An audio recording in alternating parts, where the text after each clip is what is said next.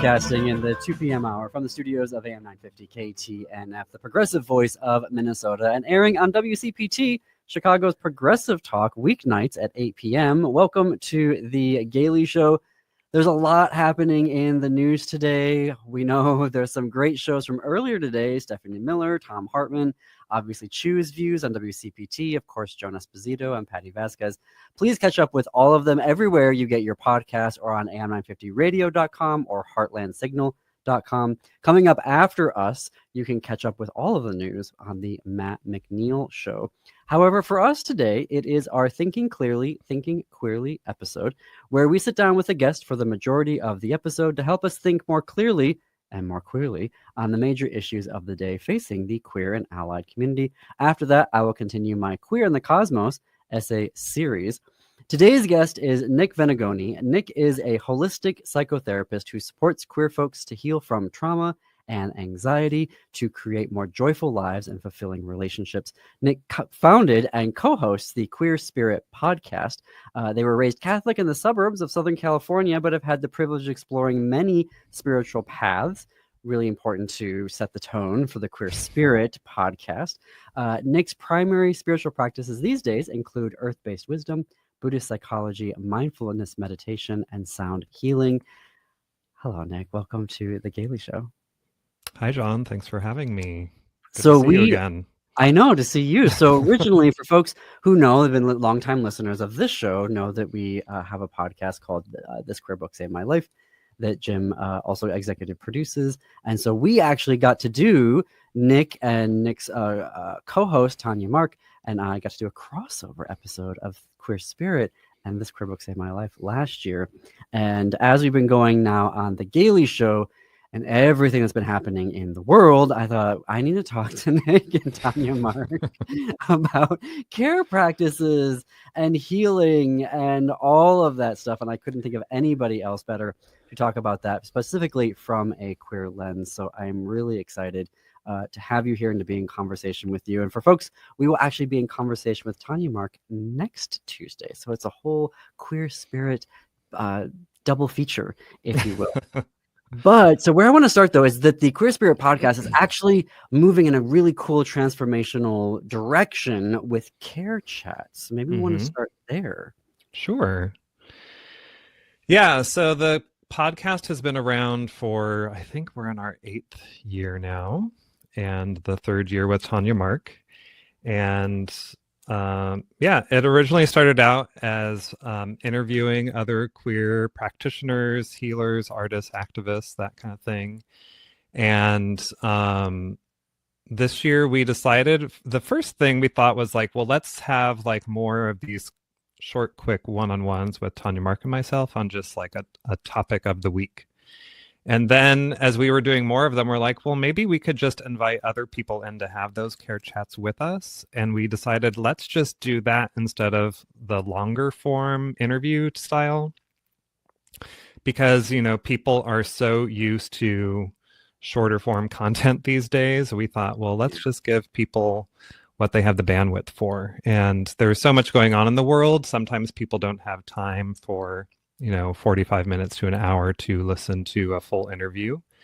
And so that's what we're doing. And we're just having, talking about whatever's on our mind, whatever comes up in our week, in our life, or bringing people. We have people who have been on the podcast before come back, or new people. So far, we've only had 2 guests, but we have more people coming up in the season.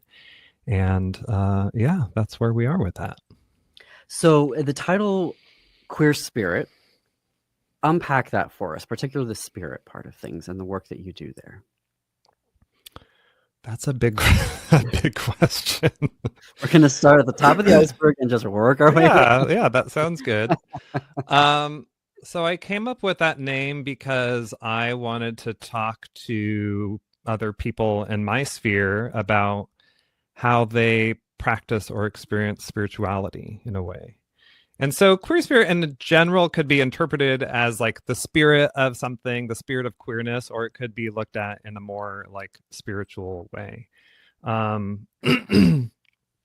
think that for me, as a queer person, I've really been on a journey exploring my spirituality. As you read in my intro, I was raised Catholic, and, I was brought up in Southern California in the suburbs of Los Angeles in the 80s and 90s. And even though, like, the Catholic Church has kind of a bad rap generally, and Christianity also has a bad rap, particularly with queer folks, I was pretty lucky to grow up in a particular church community that was a little bit more open, not blatantly condemning, but still it didn't feel like the right thing for me. And then as I grew older and I moved away from home, when I went to college, I started exploring other religious practices and spirituality, and learned about earth-based spirituality like shamanic practices and paganism and that kind of thing. And along the way, I've met a lot of really interesting people. And so I wanted to bring those conversations to the podcast so that other queer people around the world knew that there were other options if they were felt left behind in terms of their spiritual community, whatever they were brought up in, or whatever they were raised, that kind of thing. So I just wanted to let people know that even though there may not be people in their community and their surroundings that had exposure to those kinds of people or practices or experiences, there are things out there for them that they could try that might resonate with them, that are not only accepting, but honoring their queerness. Yeah. That's what I love about the podcast. We are talking with Nick Venegoni, a holistic psychotherapist and founder and co-host of the Queer Spirit podcast. I really appreciate also in the variety of types of guests that you have had on the podcast, from everywhere from like folks who do work like similar to you in terms of like therapeutic practice, to also artists, and a variety of different folks. Talk to me about that tapestry of how it mirrors your own journey, but tell me about the tapestry of folks that come on and the perspectives they give to the listeners in terms of exploring the different venues of spirituality they can incorporate into their own lives. Yeah. Well, my goal was really to bring in a diversity of voices, not only in practice and experience, but also in terms of their identity and even location. So I've tried really hard, Tanya Mark and I've tried really hard to bring in folks who are, maybe in their 20s, and then other people who are maybe in their 60s or 70s. I don't know exactly, because I've never really asked people how old they are. And people who are male identified or female identified or non-binary and trans, and then also people who have, different heritage backgrounds, whether they're, from different countries. I've had people, I even talked to some people who were in India and Israel and England. Trying to think where else I've talked to people from. I don't know if I've had anyone from South America yet. But I started just with people I knew. And then as I started interviewing people, I said, hey, do you know anyone who might be a good fit to be on the show? And then as I've been on, I've had other people reach out to us who say, hey, can I be on the show? And then when Tanya Mark joined the show, they had their world of people and experiences. And so they've brought in a lot of different kinds of folks. But yeah, we've had people on who have healing practices, therapeutic practices. We've also had artists and writers. I've had my yoga teacher on. We talked with some, one guest we had on, I think it was 2 years ago, someone who works with crystals and minerals and that kind of thing. And I really liked that he brought in a balance of both the scientific aspects of rocks and minerals, but also the more spiritual and energetic properties of rocks and minerals and crystals. So yeah, it's been fun to sort of meet people. And we've even had people on to talk about money. Actually our most recent Care Chat that came out last week is with this anti-capitalist financial coach that Tanya Mark and I found, named Hadassah Damien. And we talked about like, what is our relationship with money and how are we bringing that in now? And that's actually the third person I've had on who's a financial specialist. See, that's what I mean. Just the amazing tapestry of voices that you're bringing together. And speaking of bringing folks together, there's now a community that you have built up around not just the podcast, but the themes and the practices that you explore on the podcast. I know we have just a couple minutes before we have to hit a hard break here, but start to tell us about the community and how folks can join that.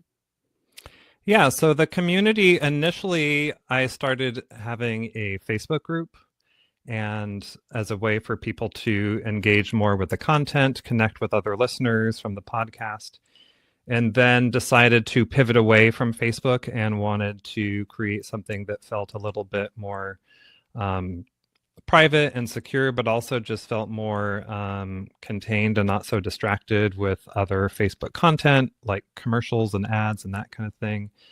So we moved over to the Mighty Network platform. And for people who don't know, you actually may be part of a group that's hosted by Mighty Network, but you just don't know it. And it's basically like having a Facebook group that's self-contained, but it doesn't have any advertising. And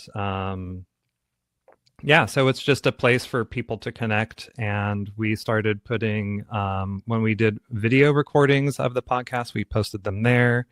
And then we also do regular care circles, which I think we'll talk about after the break. But that's also a place for people to connect and access the recordings. So if you can't make them live, you can listen to the care circle recordings there. And yeah, just to connect with other people who are in that community on the same path or similar interest all around the world. Again, once more, people all over. Really from all over the world. And I love that you have created this community and just the various ways that, and I imagine the connections that folks have been making just amongst themselves has been fantastic. Did they ever tell you stories about that? I haven't heard any yet. No.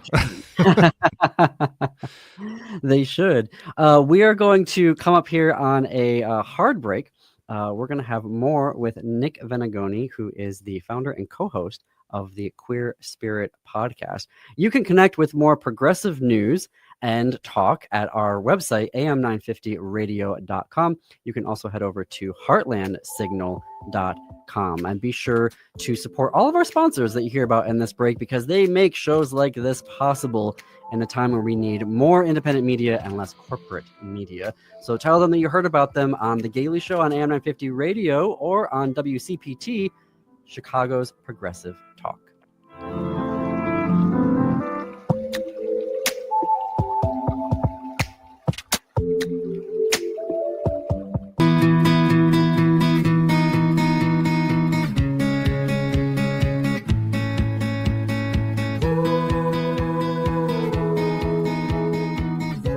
Welcome back to The Gailey Show. I am your host, John Parker. It's about 21 minutes past the hour. It is Thursday, which is our time of the week for Thinking Clearly, Thinking Queerly. My guest is Nick Venegoni, a holistic psychotherapist whose practice includes treatment for stress, anger, and anxiety management, trauma and PTSD, sexuality and LGBTQ/queer communities, and grief and loss counseling, amongst others.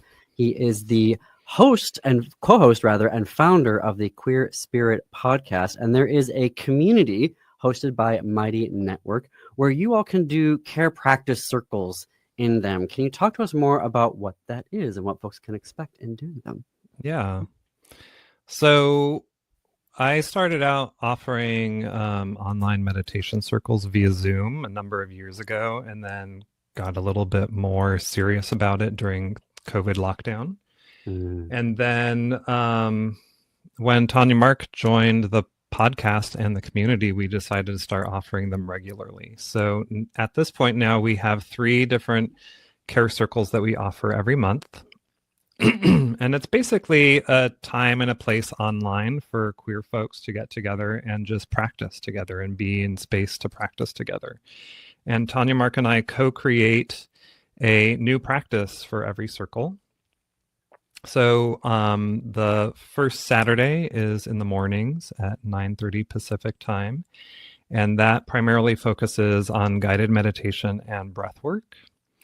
And then we have a third Sunday meditation in the evening at 5 p.m. Pacific, which focuses on chanting, toning, singing, kind of devotional or meditation type music, and then some movement and a little bit more breath work.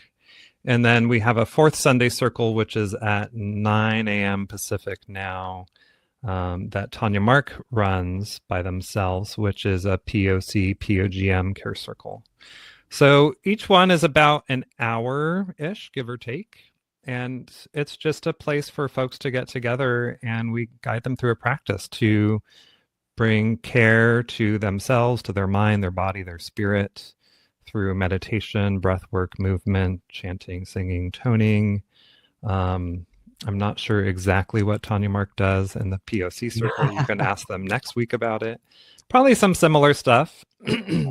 And yeah, again, it's people from all over the world, mostly people in the US, but we have had people from Hawaii and Australia and Europe.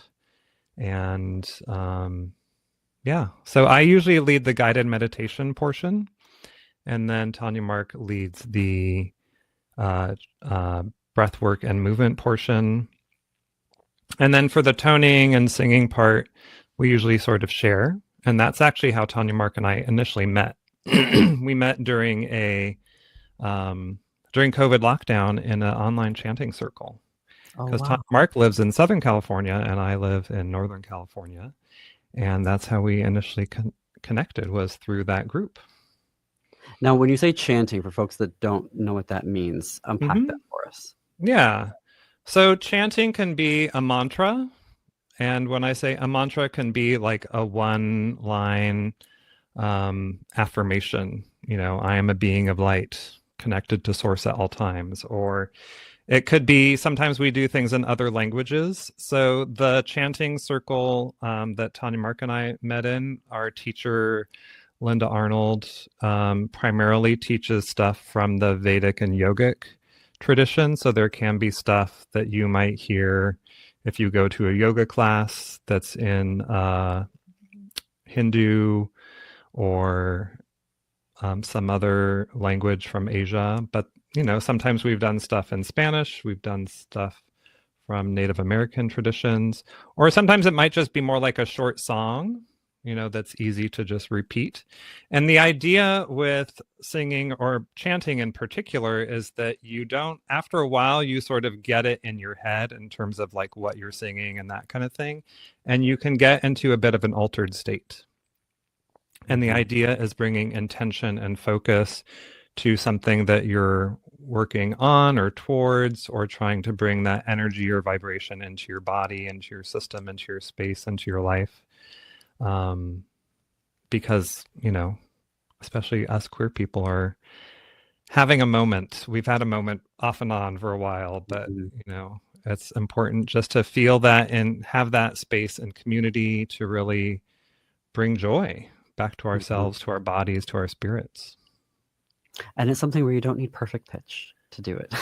You don't need perfect pitch. And that's the thing, is that on American Idol to do it. It's very inclusive of all types of musical abilities. Yeah, and it's online, it's on Zoom, so people are home alone and they don't unmute themselves, so they don't even have to worry about what they sound like because no one else can hear them. Right. Yeah. We are talking with Nick Venegoni, a holistic psychotherapist and founder of the Queer Spirit podcast and co-host of that podcast. Tell me a little bit more about your own therapeutic practice, because you're very holistic in the things that you're talking about here around the exploration of spirituality. I'm sure that's woven into your therapeutic practice, and you work with all sorts of people from within and outside the community. So tell me a little bit more about that. Yeah.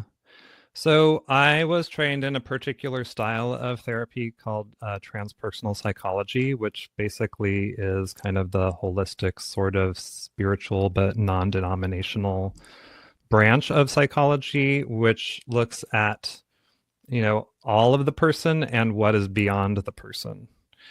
But it doesn't, you know, people don't have to be spiritual or religious to work with me. It just is like a way of conceptualizing what's happening with folks. But yeah, I primarily work with queer folks here in the Bay Area and focus on stress, anxiety, trauma.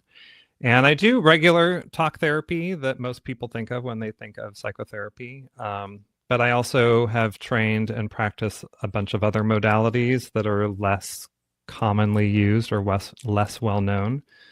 From EMDR, which stands for eye movement desensitization and reprocessing, which I joke is kind of an alien science, but it works to help alleviate trauma. I have been, EMDR is amazing. It is absolutely, I won't work with a therapist who doesn't know how to do it, because it is just, it is so, yeah, it does. Yeah. Alien technology feels like, at some point I was like, it feels like, wizardry or witchcraft or magic, because it's just, it does something, particularly for me, who tends to be more like, I intellectualize everything and overanalyze everything. And it just is able to sort of short circuit that, right? And just get me into my body and my feelings and what I'm really dealing with in a particular issue. So see here, you mentioned EMDR, and I just immediately like run like, oh my gosh, it's absolutely amazing.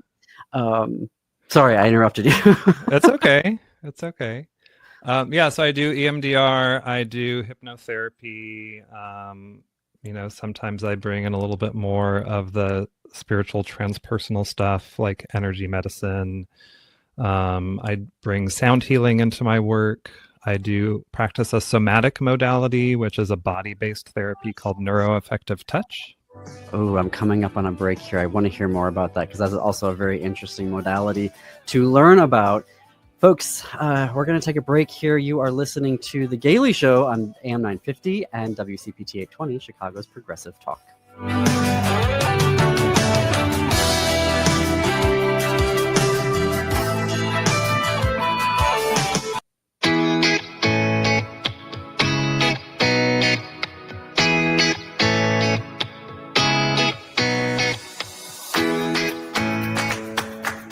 Coming to you from the studios of AM 950 KTNF, the progressive voice of Minnesota, in the 2 p.m. hour, and airing on WCPT 820, Chicago's Progressive Talk, weeknights at 8 p.m. Welcome back to The Gailey Show. I'm your host, John Parker. It's about 33 minutes after the hour. It's our weekly Thinking Clearly, Thinking Queerly episode, where we sit down with a guest for the majority of the episode to help us think more clearly and more queerly on the major issues of the day facing the queer and allied community. With me today is Nick Venegoni. Nick is a holistic psychotherapist who supports queer folks to heal from trauma and anxiety to create more joyful lives and fulfilling relationships.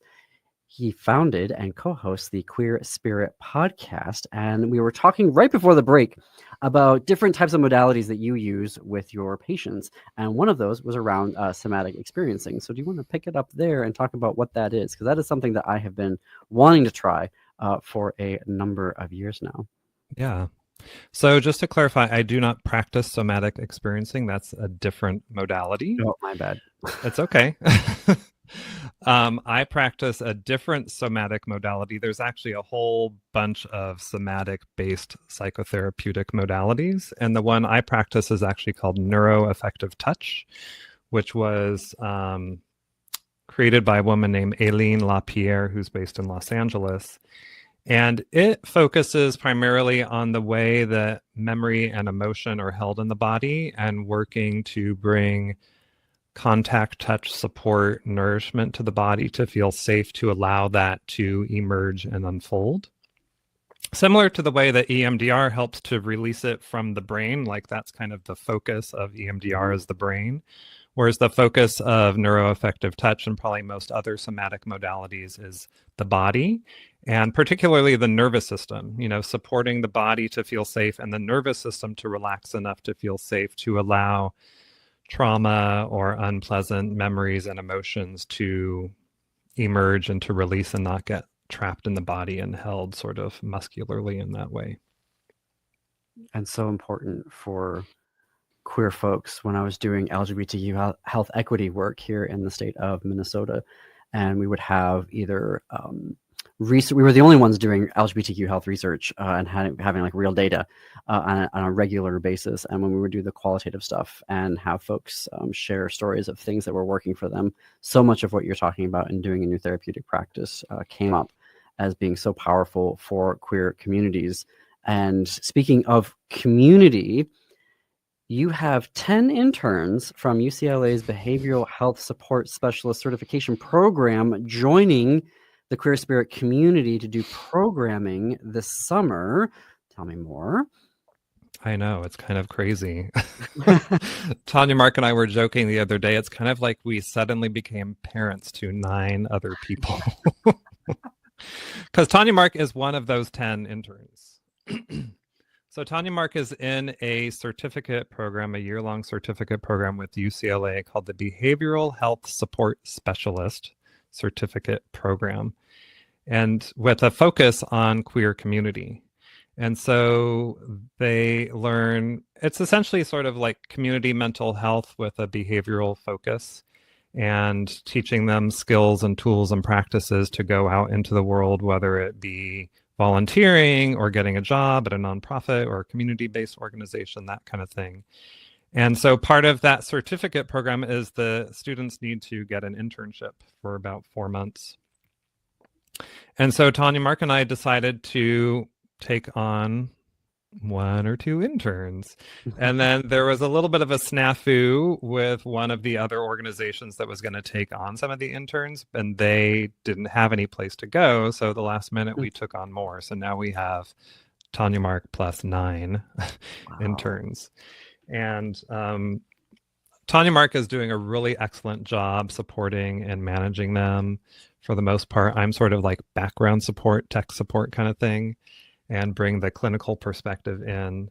And but yeah, they are going to be bringing in their own practices and offerings this summer. So we have some folks who are going to do an art care circle. And again, these are all going to be online through Zoom, so people can access them anywhere at live. I don't think we're going to record these. So there's an art care circle. There's going to be a journaling circle. Oh yeah, we were going to do a book, but I think journal replaced that. We're going to have someone do sort of some educational talks around the kink and poly communities. And there's even some folks who are in the program who don't identify as LGBTQ, and they're going to do educational circles about being an ally. Oh, wow. So those are the different circles that we're going to be offering. I'm not sure, maybe starting the end of this month, but definitely by June through August. So the way to find those is to join the community or follow us on social media, that kind of thing. And we'll be posting those as soon as we have the dates and times for people to register. And they're all going to be free. Everything we do is free and accessible. So all of our care circles are free. Listening to a podcast is free. These UCLA offerings are free. So it's all accessible. Congratulations, on the expansion and having the interns coming in and all this new programming, but also B, it just feels, even if it wasn't planned, like, okay, we need this from y'all. Like, it just feels very like the universe helping to provide the resources to step in this moment that we're being forced to live through. Something else that you and Tanya Mark are working on.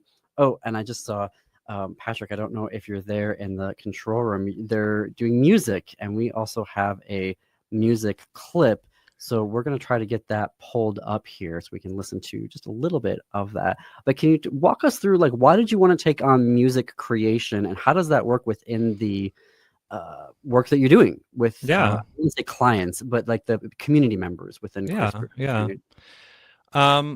So I have a background in music. I studied piano for a long time as a kid. I sang in choirs, and then even before I became a therapist, I got interested in sound as medicine and sound healing and that kind of thing.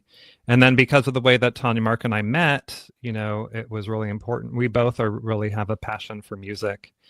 And one of the things I also did with some of my free time during the COVID lockdown was I took some classes in music production. So I learned a little bit of the basics, and have always been telling Tanya Mark, I need to make more time to make music and that kind of thing. Mm-hmm. So then when we decided just this year to start recording our care circles and put them on our podcast, because we had been recording them, but only making them privately available to our community on YouTube.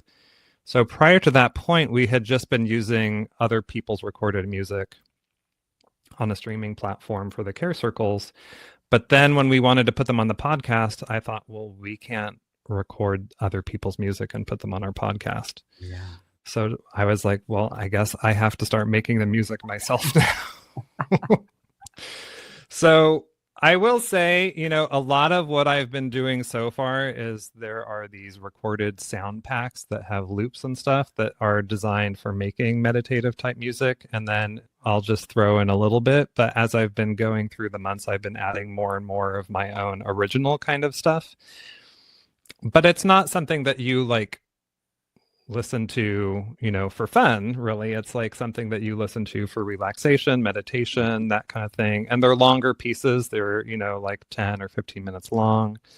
And then Tanya Mark also did, part of what inspired me was Tanya Mark was going to do a live care circle kind of space in Pasadena area a couple weeks ago to support the victims of the fire there. And they were going to play their handpan, and I said, well, I'll do a backing track for you. So that was kind of the impetus of this all, was the podcast and starting to do more live things and having backing tracks and that kind of thing, since I couldn't be there because I'm 300 plus miles away. And that's where we are. So now that's what we use during our care circles, is we use that music, and then Tanya Mark and I talk over it. And I record it ahead of time, and then we talk over it. And that's what we use for our care circles. And you can also find those recordings of the care circles on the podcast as well. It's amazing. I don't know if we are in the control room, if we can pull up that clip to play a little bit of sound from that. Is that something that we are able to do? Yeah, okay. We'll wait here just a couple of seconds. It's about a minute-long clip from a track that you shared with me, which is just, it sounds very like, when I was listening to it, I was like, okay, yes, it's not just chill. I just kind of felt all of the molecules in my body just sort of settle in as I was listening to it. And that wasn't even as part of the programming that you were doing. But Patrick, in the control room, whenever you're ready, if you want to play that.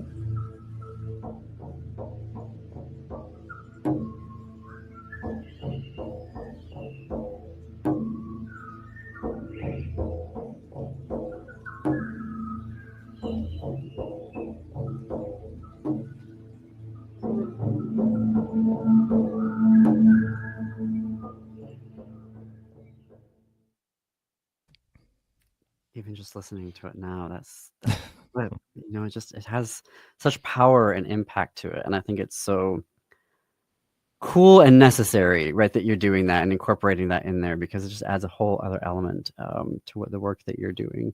And I'm so glad that you're doing it. I have and I know it's a big question.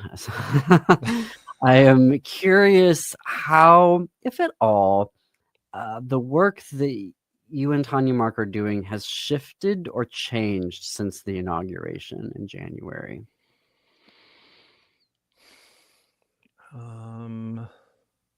As a result of that? It just kind of feels like there's been so much happening so fast, so much, toxicity and cruelty for the sake of cruelty, just everywhere, all at once.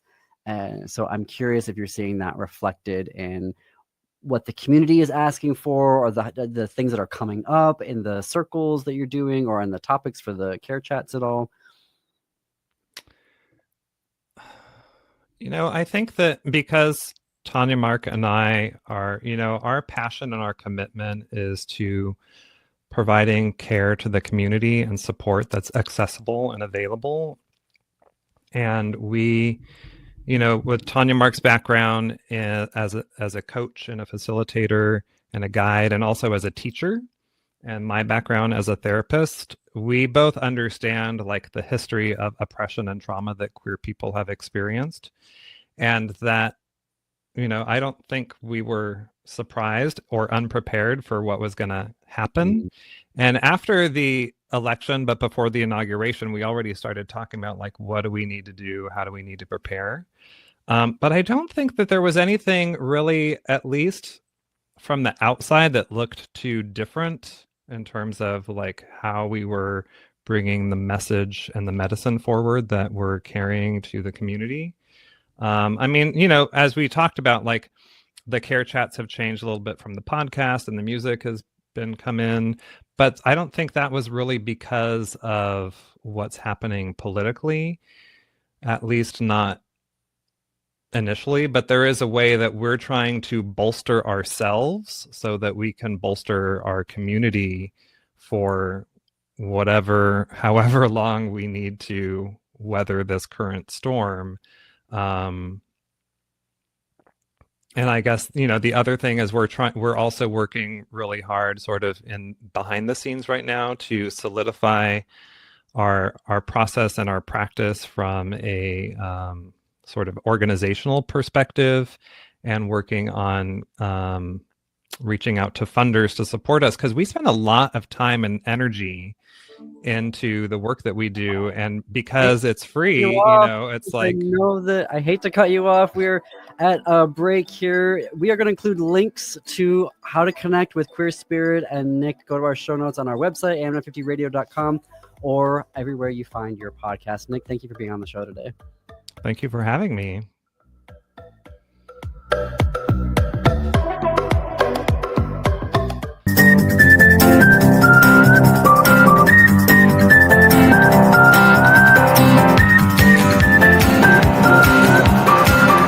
Welcome back to The Gailey Show. I'm your host, John Parker. It's about 9 minutes before the top of the hour. For every Thinking Queerly episode, I close it out with a weekly essay series from A Queer in the Cosmos, an opportunity to understand queer life through exploration of the cosmos. Here is the latest essay, available only here on this show. Lightyear 11, Cosmic Irony. When I started this essay series, I wanted to look into the cosmos to better understand my queer life. I also wanted an excuse to write about cosmic science, such as last week's essay on the role that snow has in creating planets. But the risk I endeavor to resist is searching the cosmos for something that would be a replacement to the Christian and Armenian Christian religion of my youth. And it would be so easy to find a replacement.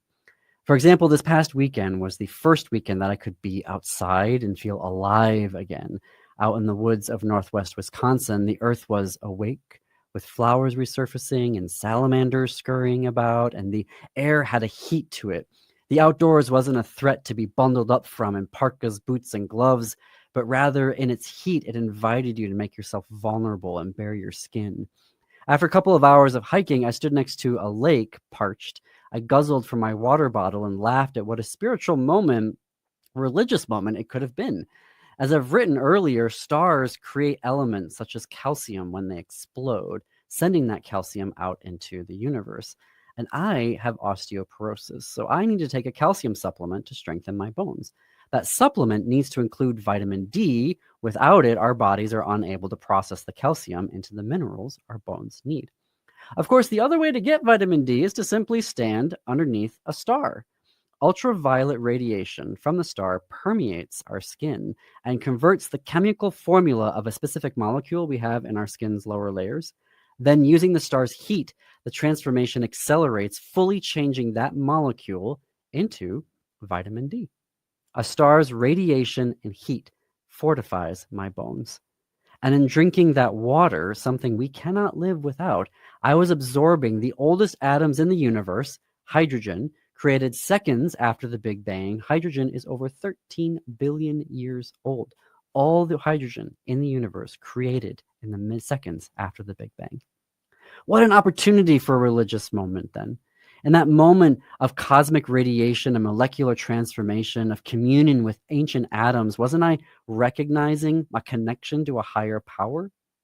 I'm not the first or the last to observe and ask Isn't there a universal truth here? And the deeper connections binding us? Isn't that a source of moral ethics, of moral responsibility to each other? Am I subconsciously writing a cosmic version of Henry David Thoreau's Walden Pond? I went to the cosmos because I wished to live deliberately, to front only the essential facts of life and see if I could not learn what it had to teach, and not, when I came to die, discover that I had not lived. Epic opening sentence from Henry David Thoreau's transcendentalist book, Walden Pond, which had a tight grasp on me in my 20s. Walden Pond was a book Thoreau wrote living in a cabin for 2 years, 2 months, and 2 days, the ultimate writer's residency. It was an experiment on how to live the simple life, to examine what life was, and in the book he learns and writes about his philosophy of life, politics, and nature.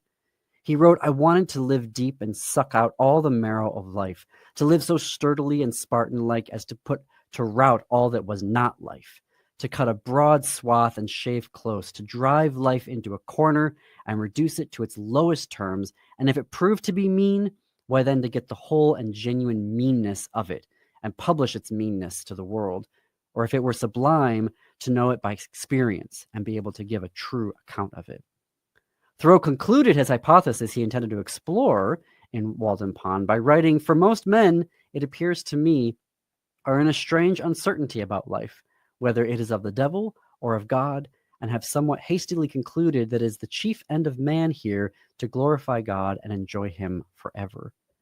If one plucks quotations out of context, one might presume some atheism lurking about, but the Transcendentalists were steeped in Christianity, Unitarianism in particular, which ultimately led to the weakening of its grasp on me. And yet from their philosophy, they derived one of the most strongest intellectual movements opposing the U.S. government's genocide and ethnic cleansing of Native American peoples, the U.S. war with Mexico, and above all else, the continued and expanding practice of slavery in the 1800s. According to the Stanford Encyclopedia of Philosophy, the Transcendentalists were critics of their contemporary society for its unthinking conformity, and urged that each person find, in Ralph Waldo Emerson's words, an original relation to the universe. As I've written elsewhere in this series, I'm beyond Christianity at this point. There will be no reconciliation. But it is undeniable that the themes of transcendentalism, either consciously or subconsciously, keep cropping up in my writing. Rejecting conformity, confronting the essential facts of life, seeking out original relations to the universe. As I and we are facing militant Christian nationalism, dismantling the rule of law in the United States, I do find myself resistant, outside of this particular essay, to use religious metaphors and imagery. The threat is so great, I find myself urgently rejecting all religious practice. Freedom from religion, not freedom of religion.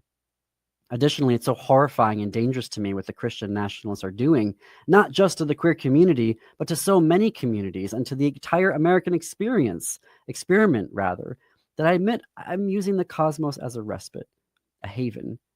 I haven't been going there to confront the essential facts of life. I've been going there to discover that there have to be other essential facts that have nothing to do with this life, something outside this cruelty for cruelty's sake. Can knowing that hydrogen is 13.8 billion years old form the basis of a rebellion? Is it the foundation of a resistance to know that a star transforms molecules in our skin to strengthen our bones? I don't know. In the fight of science versus Christian nationalism, science is losing in the U.S. But there is something to be learned from the Transcendentalists, and that they helped to shape the abolitionist movement in America. They began to experiment with nonviolent forms of protest. Thoreau wrote Civil Disobedience, an essay arguing noncompliance with unjust laws. Not a perfectly reasoned essay, especially on democracy, but it nevertheless was an inspiration to the nonviolent movements of the 20th century. So here we are. I didn't expect to head out into the cosmos only to find myself back in time revisiting an 1800s American philosophical movement based in Christianity. Oh, the cosmic irony. Thanks, everyone, for listening today. The Matt McNeil Show is up next. See you back here at 2 p.m. Until then, keep it queer, America.